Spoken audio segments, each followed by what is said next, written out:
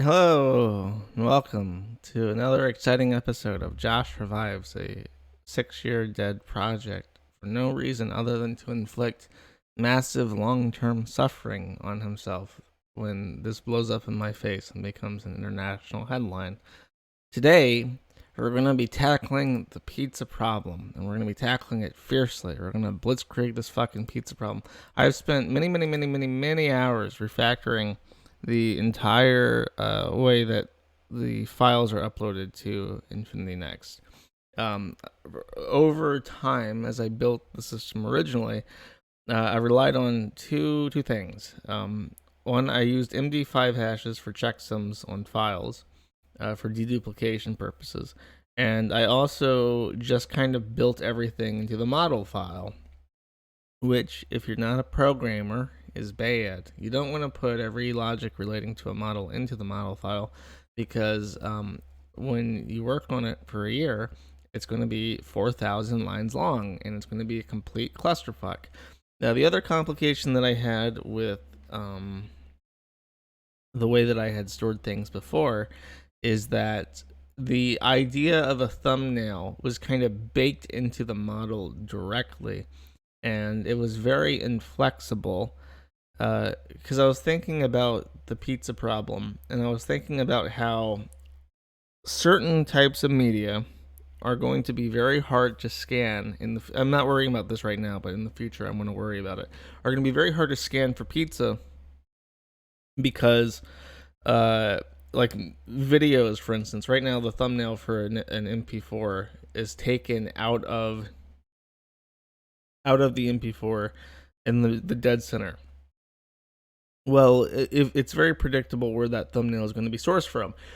So if you're uploading pizza, you can add, a second of black to the start, middle, and end, and very convincingly block out any sort of thumbnailing system that's checking for pizza. Unless you have a more sophisticated system that can scan through a video more than just the start, middle, and end. Exactly. So I was thinking about how a file, to adequately be scanned for pizza, needs to have multiple thumbnails that can be taken at more arbitrary points of time. And then I was thinking about how I really want to add book support. I really want to make it so that people can upload EPUBs and Mobies and whatever the fuck other file formats weirdos use on their Kindles and shit. And then I was thinking, an EPUB, a book, is basically just a zip file that contains HTML. That's all an EPUB is, really. So being able to upload raw HTML with static images and stuff, that is a great way to do pizza. You can just put pizza in the zip file and upload it, and then I'll be none the wiser. So really, the system became bottlenecked at this idea that a attachment has the file and then a thumbnail of the file. So I ended up making it so that all thumbnails, and I'll show you this on the browser. I can't really show you the URL, unfortunately, but I've changed it to SHA-256 as opposed to MD5, which is a lot more robust, very much more information, a lot more possibilities to the factor of like trillions or quadrillions, quintillions, whatever the fuck. But as you can see, if we look at the URLs, and you're gonna have to squint if you're actually paying attention. The SHA for the actual link to the file starts with 4A and then ends with B8. And then the file link down here for the thumbnail is BA and ends with 04. That is because the SHA-256 hash for both the thumbnail and the file are two distinct different uploads to the storage system that are handled when you upload. So it actually creates multiple file records and then uses association and relationships to say these storages actually represent this source file as a thumbnail. And that way I can have an arbitrary number of thumbnails per media, and when it comes to pizza scanning in the future, I'll be able to go through those thumbnails and scan for pizza. Now for this pizza in particular, I'm going to demonstrate that. So as you can see, there's a horrific pizza on my screen, and we got to get rid of that. So we're going to go to the files area. I've been sprucing this up, getting this working with SVGs and stuff. There's a pizza. Then delete site wide, and it's gone. So now, refresh, it's gone. I'm going to go to the board, and I'm going to try to get around this filter. Now I have multiple pizzas to try and break a perceptual hash band system. And if you don't know how this works, basically what the hasher does is it takes the image and reduces it to a size of about 64 by 64. Thereabouts, maybe even smaller, and then uses the system to kind of take each area of a bigger image when it reduces it down to that size, and take that area and make it a sort of representation of that space, and then it creates a binary string of 64 bits, and it compares it to other binary strings of 64 bits. And as each 1 and 0 line up to each other on top of each other, each time it's different based on the differences in the file, that creates a Hamming distance. So if there are, for instance, you take two pieces of pizza that are the same image and you put them on top of each other and you do a Hamming distance, if it's a little bit different, it'll have a couple ones and zeros out of place. And that's the Hamming distance. And you want to check for a Hamming distance of, I'm checking right now for 10. I might change that in the future. For my test, it's actually very specific. You can fuck with an image as much as you want, and the Hamming distance won't change that much. It's when you add, it's when you flip it, when you mirror the image, or when you start adding space around the edges that it fucks with the Hamming distance. But you'll never ever be able to stop pizza posters from posting pizza. You just can't do it. The only thing you can do, and this is the goal, this is the real goal, is to make it so that the process of uploading pizza is so time consuming it's not worth it. And uploading takes time, circumventing the pizza filter takes time, and then you want the reaction to the pizza to be so fast that it's just not worth it to them to do it anymore. Or you want to make it so that when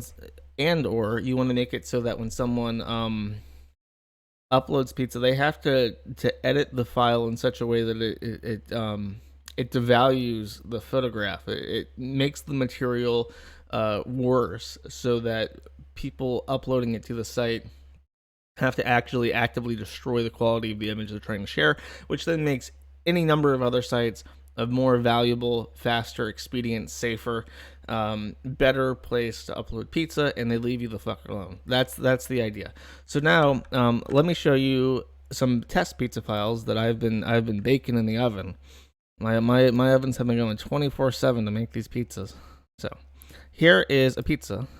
And this is the original. I'll put this up and I'll fit this to screen so you can actually see it. Transform, fit to screen, change this over here. That's the original high quality pizza file that we have just banned. This over here is an edit. It's got some static. It's much smaller, so it's testing for size. And then we have a different pizza with the black border. Now this has the same static. It's about the same size. Size doesn't really matter. Size is one of those things that the pizza detector is really, really good with. It can, if you just shrink or blow up an image, it'll catch that shit with the Hamming distance of 0 because it knows. But the black border does distort the Hamming distance. And then finally, I have pizza squared.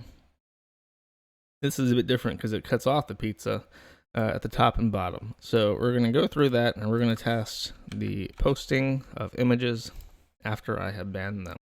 Okay, so now after I fix some stuff, let's do a test and see how this works. I've already banned the pizza, so we're going to try uploading a pizza exactly as it is. It's going to fail. It's going to say file banned explicitly, because that's the same file as before with an exact checksum match with the other banned image. Try to ban that's the fuzzy one. That has a Hamming distance of 2, very close to the original. This is the one with the border. Ooh, that one fails. Hamming distance of 15. Ooh, that's really far. I'm gonna tinker with the numbers. I know the black borders really fuck with it, so I don't know if I'll keep it that far, because really I'm just trying to discourage people. I'm afraid of false positives, because 16 is pretty distant from the original. Well, actually, I'll show you. Let me upload this one first, and I'll show you some. This is the square one now. That one uploads. Yeah, okay.